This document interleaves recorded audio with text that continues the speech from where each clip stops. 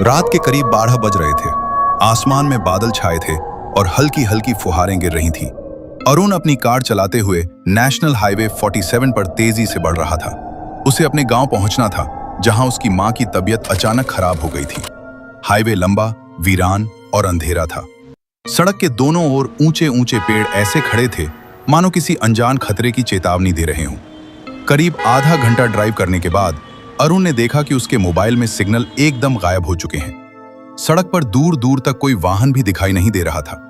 ये वही हाईवे था जिसके बारे में लोग अजीब किस्से सुनाया करते थे। रात में सफेद साड़ी वाली औरत दिखती है, अचानक रास्ता बदल जाता है, या फिर कार अपने आप बंद हो जाती है।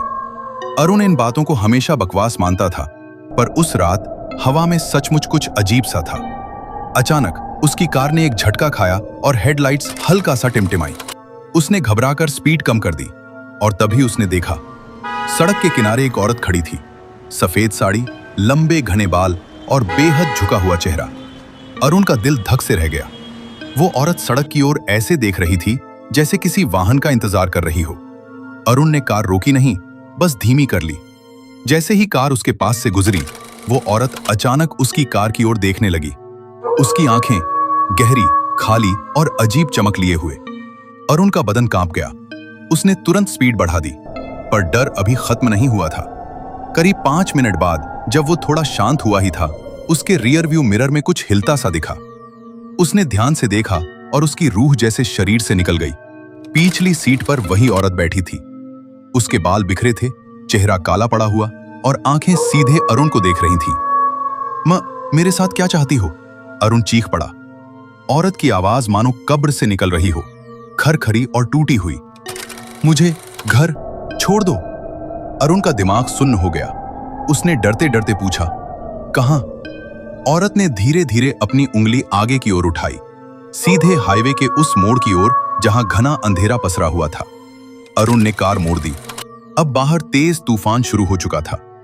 जैसे जैसे वो आगे बढ़ रहा था, सड़क और भी वीरान होती जा रही थी। पेड़ों की शाखाएं हवा में ऐसे हिल रही थीं जैसे किसी को पकड़ने को तैयार हों। अचानक कार एक पुराने पुल पर पहुंचकर अपने आप बंद हो गई। अरुण ने लाख कोशिश की, पर कार स्टार्ट ही नहीं हो रही थी। यही मेरा घर है।" औरत की आवाज और भी टूटी हुई हो गई। अरुण ने कांपते हाथों से पीछे मुड़कर देखा। पीछे की सीट खाली थी, पर कार के बाहर खिड़की के पास वही औरत खड़ी थी। इस बार उसका चेहरा पूरा दिखाई दे रहा था। आंखें गहराई तक धसी हुई, होंठ नीले और चेहरे पर खून के निशान। अरुण चीख पड़ा। उसकी चीख पर औरत एक भयानक मुस्कान के साथ उसकी ओर झुकने लगी। "तुमने मुझे छोड़ दिया था।" अरुण ने डर के मारे कार से बाहर निकलकर भागना चाहा, पर उसके पैर जम चुके थे। औरत उसकी ओर बढ़ी और उसने अरुण का गला पकड़ लिया। उसकी ठंडी उंगलियां मौत जैसी थीं। अगली सुबह हाईवे 47 पर लोगों ने एक खाली कार पाई। कार का दरवाजा खुला था, इंजन चालू था, पर ड्राइवर गायब। उस पुल के पास एक पुरानी टूटी हुई तस्वीर मिली, एक औरत की सफेद साड़ी पहने, जो सालों पहले उसी हाईवे पर एक हादसे में मारी गई थी। कहते हैं आज भी जो यात्री रात में उस हाईवे से गुजरते हैं, उन्हें वो औरत लिफ्ट मांगते हुए दिखाई देती है, और जो उसकी बात मानते नहीं, वे कभी अपने घर नहीं पहुंच पाते।